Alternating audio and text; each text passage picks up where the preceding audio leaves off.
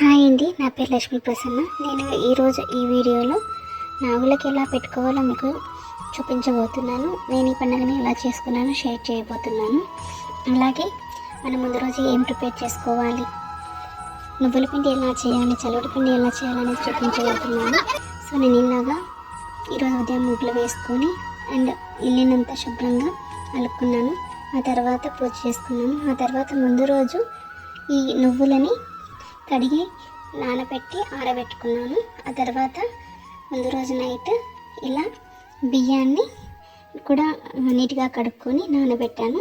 అలాగే ఇక్కడ చూపించినట్టు ఈ సజ్జలని ముందు రోజంతా నానబెట్టాను. ఆ తర్వాత నైట్ వాటిని శుభ్రంగా కడిగేసి ఇలా ఒక వైట్ క్లాత్లో గట్టిగా కట్టి దాని మీద బరువు పెట్టాను. సో నేను ఈరోజు ఇలాగా ఈ పెసరపప్పును కూడా నానబెట్టుకుంటున్నాను. మనకు ఈ 4 అన్నిటివి చాలా ఇంపార్టెంట్ అండి. ఈ నువ్వులు, అలాగే బియ్యము, అలాగే పెసరపప్పు, సజ్జలు అనేటివి మనకు ఈ నాగుల పండగకి చాలా ఇంపార్టెంట్ అండి. సో నేను ఇక్కడ ఒక 1 కిలో బెల్లాన్ని ఇలా ఒక రాయితోటి ఇలా మెత్తగా పగలగొట్టుకున్నాను. సో ఇక్కడ మనకు 1 కిలో పడుతుందని చెప్పను. సో కానీ నేను ఇట్లా 1 కిలో తీసుకొని పక్కన పెట్టుకున్నాను.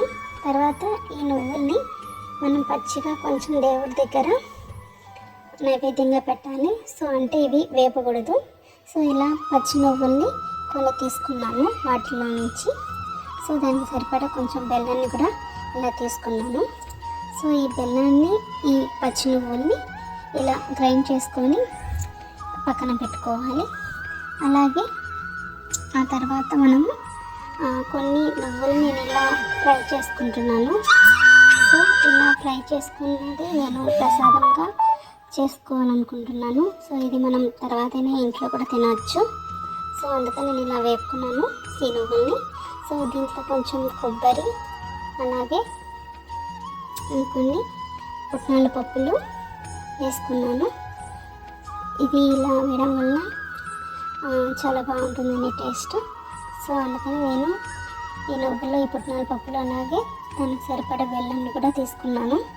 సో వీటన్నిటిని కూడా నేను బాగా గ్రైండ్ చేసుకొని ఈ పిండిని పక్కన పెట్టుకుంటున్నాను. సో నెక్స్ట్ మనం బియ్యంని నేను నానబెట్టాను కదండి, వాటినన్నిటిని ఆరబోసుకున్నాను. సో ఆరబెట్టిన బియ్యాన్ని కూడా నేను ఇప్పుడు గ్రైండ్ చేసుకోవాలి. సో అలాగే దాంతోపాటు కొంచెం బెల్లం తీసుకొని ఇలా చలివిడి పిండి తీసుకున్నాను, గ్రైండ్ చేసుకున్నాను.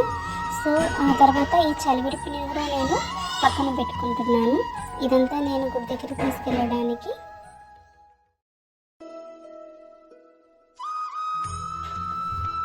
అలాగే పెసరపప్పు నానబెట్టుకున్నాను కదండి. సో ఆ పెసరపప్పును కూడా నేను ఈ ప్లేట్లోకి తీసుకుంటున్నాను. ఇవన్నీ నేను గుడి దగ్గర తీసుకెళ్ళడానికి. అండ్ ఈ సజ్జలు ఉన్నాయి కదండి, ఈ మొలకొచ్చిన సజ్జలను కూడా నేను ప్లేట్లోకి తీసుకొని పెట్టుకున్నాను. సో ఆ తర్వాత నేను మళ్ళీ పొద్దునైతే దీపారాయణ చేసేసాను కదండి.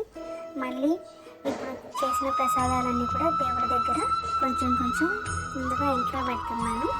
ఇంట్లో పెట్టి హారతి ఇచ్చేసాను. సో నేను ఇంకా గుడికి వెళ్ళడానికి రెడీగా ఏమేమి సామాగ్రి కావాలో అవన్నీ నేను సర్దుకున్నాను. సో ముందుగా చూసుకొని ఇలా గుడికి వచ్చేసామండి. ఈ పుట్ట ఒక రాగి చెట్టు అండ్ వేప చెట్టు పెళ్ళి చేస్తారంట కదా, సో అలాంటిది అన్నమాట అక్కడ వెలిసిన పుట్ట. సో చాలామంది ఈ పుట్టకి పూజ చేశారు.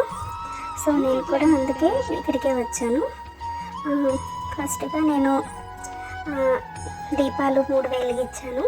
ఆ తర్వాత జస్ట్ మనం ఇంట్లో ఎలా పూజ చేస్తామో అలా చేశాను. అంటే అగరబత్తులు అలా మిగిలిచ్చేసి ఆ తర్వాత 3 తమలపాకుల్లో 3 సార్లుగా ప్రసాదాన్ని నైవేద్యంగా పెట్టాను. ఆ తర్వాత ఒత్తులు చేశానండి. సో అవి కూడా పుట్టకి ఒత్తులు వేస్తాం మేము, దారం కట్టము. ఆ తర్వాత హారతి ఇచ్చి నిన్న పూజని టెంకాయ కొట్టి హారతి ఇచ్చి నా పూజని ముగించేశాను. ఆ తర్వాత మా హస్బెండ్ ఫైనల్గా మేము బయటకు వచ్చేసిన తర్వాత తన పుట్టకు పాలు వేసి ఆ వెనకలే బయటకు వచ్చేసారు. సో ఈ విధంగా నేను నాగులకి subscribe to my channel.